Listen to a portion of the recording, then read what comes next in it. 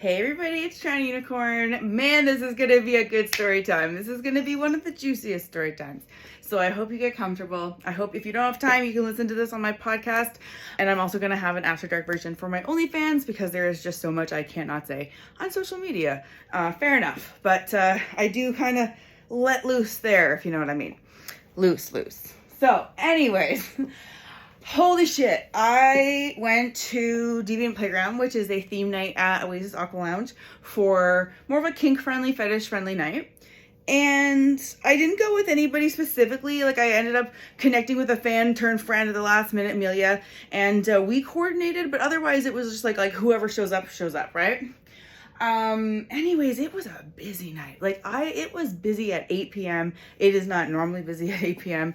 And I was shocked, and it just kept getting busier. At one point, Kiki, the staff member, actually had to ask people to not go in the pool and to just go upstairs and have sex instead because there was just no more room in the pool. So anyways, it was just really, really one of those massive turnout nights. Lots of men, lots of women in my opinion, but way more men, obviously. Anyways, it turned into quite the night. It turned into a situation where some friends showed up that, I'm not going to out people's names or anything, but they showed up, and this girl is a 3-hole girl. She is here to get hit and slapped on the ass, and she really likes pain, and she wants to get many men and women, indiscriminate amount. So this girl is prime candidate for me because I'm not gonna, I wasn't necessarily gonna hook up that night. So I was like, okay, do you want me to help you? So I can actually provide some assistance here. She's seen my, my talents before, I guess you could call it. So she was down, and I got some, more limits and information from her, what she likes, what she doesn't.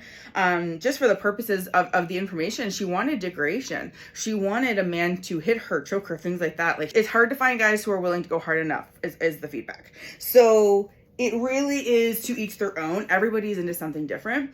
But it's my job as the director of the scene to make sure that the people coming in fulfill that role and that they're aware of that when they come in. So I'll be there kind of walking. I'm just going to try not to fall. I would literally just walk around and be like, she likes hands on her. Make sure her hands are at boobs. I said, you've got, back, you've got ass, grab her. I was just kind of being directional. And then I would do things make all, cocks feel welcome. I always say that when the lady is taking multiple men because you don't want them waiting around. You want to be servicing them if you want to be a good little slut, right? So I think you can get the flavor of how I work. So I know what these girls, so far they're girls. I'm happy to do it with a man or whoever. But so far, I know that this is their fantasy too. They're not just doing this for the guys. They're doing this because they want to feel a certain way. They want to fulfill something that they want and they need. I've seen these things fall apart without direction. I have seen guys show up. I'm going to do a terrible enactment, but some guys, when they come up to join a gangbang, they'll come up with their erection and put it in there and then off to the way. No, use your hands, finger. There's so many things you can do. So that's one of the things is I did get feedback from a fan in a comment saying, I don't actually mention sometimes how the men performed. I always talk about the sex and the story, but how did the guys perform? So I've decided to include some of that. And of course, I'm going to be sensitive here because guys are just as sensitive as girls are. Shh, don't tell anybody. But I'm just saying some of them specifically are. I just know no one wants to feel like their dick is their world in the sense of if it fails them, they're going to be rejected from the scene. No one wants to, in my opinion, feel that way.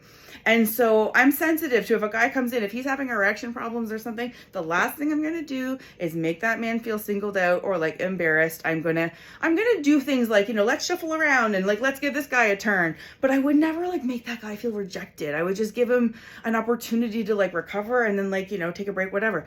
So I guess I can see that maybe some other people wouldn't. Some other people in this situation might just be there to fulfill that specific fantasy, and they'd be like, okay, we just need, hard cocks, coming in. Almost like an assembly line, right? Anyways, it was quite the night.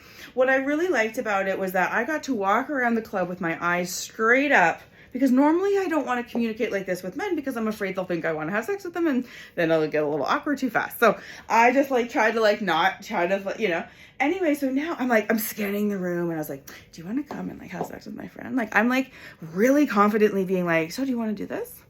you know, and I'm giving them like information, like, you know, what are they consenting to, kind of thing.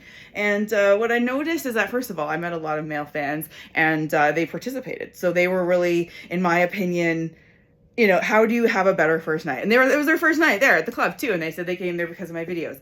And here I am being like their coach, you know, like in their first kind of scene like that, probably. So it was really quite the crazy night. So it was just gangbangs. It was a few of them, but it was just gangbangs. And then Amelia joins in. She starts like making out with the girl, and then like, while the girl's in the middle of getting fucked, and then there's all these things happening, and then she starts having sex, and so I'm in the middle being like, you, like, it was so crazy. At one point I had to stand amongst my people having sex, being like, so I could see. Oh, also, we noticed when we did multiple rooms that the best furniture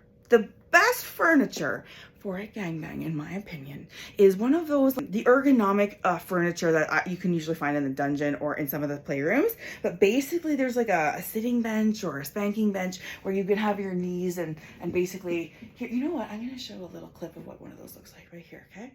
And then she basically could get F from behind, right? But then there was, because she was positioned this way, 3 men could fit their D's all around her face. Normally I have a challenge getting multiple dicks around her face because guys don't stand close enough together. So I'm like, come on guys, come on. Like, they're afraid to touch, whatever, who knows. All I know is that this provided a positioning that was like strategic, and it was better for the girl's knees. Like, it was really a winner. So I wanted to pass that information along. So I also met a couple, like a male-female couple, that were so sweet. She called herself fangirling on me, which is so sweet. They were big fans. They even told me that they actually like had sex with my videos playing in the background, and I was like, wow, that's a first for me. That's pretty cool. So I got to chat with them for a little bit and get to know their story a little bit too. And she said, like, she, you know, her body issues were the reason she had struggling coming in, and you know, I can totally relate to that. And she looked pretty comfortable by the end of the night. And I think that that's always good, is when you realize in these places that everybody's accepted, every body is accepted, no one's looking at you. Like, just relax and enjoy your night. And maybe it's not that way out in the normal vanilla world, but it certainly is in a sex positive, you know, non-judgmental environment, like a lifestyle community. So anyways, yeah, so it was lovely meeting them. I met a lot of fans, more than normal. Maybe they were just more brave than normal to say hi, I don't know.